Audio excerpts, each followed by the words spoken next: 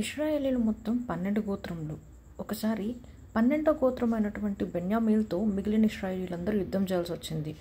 ఆ సమయంలో మిగిలిన ఇశ్రాయేలీలందరూ దేవుని దగ్గర విచారిస్తారు, అయ్యా మమ్మల్ని యుద్ధానికి నువ్వు వెళ్ళమని అనుమతించావు కదా, సో ఎవరితో మేము యుద్ధానికి వెళ్ళాలి, ఫస్ట్ ఎవరితో మా యుద్ధాన్ని స్టార్ట్ చేయాలన్నప్పుడు గాడ్ చెప్తారు, యూదా గోత్రపాన్ని పంపించండి అని. సో ఫస్ట్ యూదా గోత్రపాలు వెళ్తారు. యుద్ధం హోరహోరం జరుగుతుంది.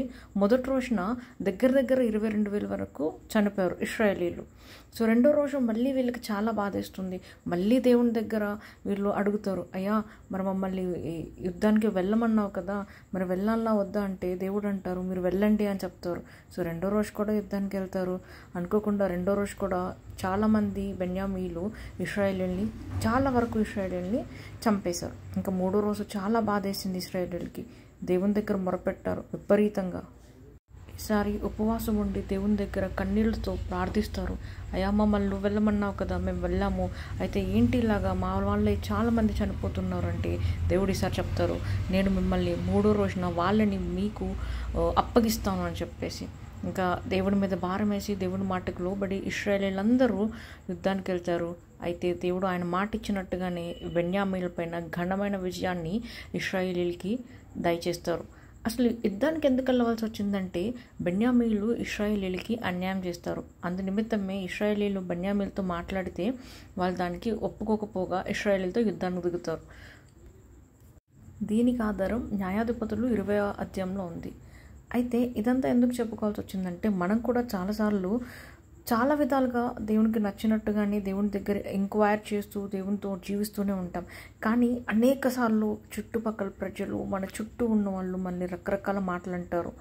నిజానికి వాళ్ళనే మాటలకి మనం జీవిస్తున్న జీవితానికి ఏమాత్రం సంబంధం ఉండదు. కానీ భయపడాల్సిన పని లేదు. దేవుడు కూడా చాలా సందర్భాల్లో మౌనంగానే ఉంటారు మనల్ని పరీక్షించడానికి. టు ద ఎక్స్ట్రీమ్ అండ్ మనం ఎట్లా ఉన్నామో చూడడానికి దేవుడు కామ్గానే ఉంటారు. బట్ ఆయన మనకిచ్చే ఇన్స్ట్రక్షన్స్ ఇస్తూనే ఉంటారు. అయినప్పటికీ ఎవరెన్నప్పటికీ దేవుడు ఇచ్చిన ఇన్స్ట్రక్షన్స్ని దాటి మన లైఫ్ని ఎప్పుడూ మన చేతిలోకి తీసుకోవద్దు. దేవుడు చెప్పిందే చేద్దాం. ఈరోజు నిన్నన్నా ఎవ్వరు కూడా రేపు నీ ముందు నిలవలేరు. పరిస్థితులు ఒక్కోసారి ఎలా ఉంటాయంటే నిజమే కదా వాళ్ళందరూ అనేది, నేను దేవునికి ఇష్టంగా జీవించడం లేదేమో, దేవుని చెప్పింది చేయట్లేదేమో, నేను దేవునికి ఇష్టరాల్ని కాదేమో అని మనలో మనకే అనుమానం కలిగిస్తుంది. కానీ దేవుడు ఆయన బిడ్డకు ఒక ఇంట్యూషన్ ఇస్తారు, ఒక మనస్సాక్షిని ఇస్తారు. దానికి లోబడి దేవుడు చెప్పారా లేదా అని దేవుని దగ్గర విచారిస్తే దేవుడు ఖచ్చితంగా ఆయన చిత్తంలో ఆయన ప్రణాళికలో మనల్ని విడిచిపెట్టారు. ఆయన చిత్తానికి విధేయత మీరు చూపిస్తే బెన్యామీలు ఏ విధంగా అయితే మూడో రోజున అడ్రస్ లేకుండా పోయారో అలానే ఈరోజు మనల్ని మాటలు అంటున్న వాళ్ళు, అన్యాయంగా మనల్ని నిందలేస్తున్న వాళ్ళందరి నోర్లు దేవుడు ఖచ్చితంగా మోపిస్తారు. ఎట్టి పరిస్థితుల్లో అయినా సరే దేవుని కొరకు నిలబడదాం, ఆయన మాట కొరకు నిలబడదాం. మాట ఇచ్చిన వాడు ఖచ్చితంగా నెరవేరుస్తాడు. మొదటి 2 రోజులు అపజయాన్ని అంగీకరించిన దేవుడే మూడో రోజు ఘన విజయాన్ని ఇచ్చారు. ఈరోజు అవమానాలు పడుతున్నాను, నిన్ను కొన్ని సంవత్సరాల నుంచి అవమానాలు పడుతున్నావు, కొన్ని సంవత్సరాల నుంచి నిందలు పడుతున్నావు. దేవుడు చూస్తున్నారు. ఎవరైతే నిన్ను అవమానించారో నిందలేశారో వాళ్ళందరి ముందు నిన్ను నిలబెడతారు. వాళ్ళందరి నోర్లు దేవుడే దిగివచ్చి మూపిస్తారు.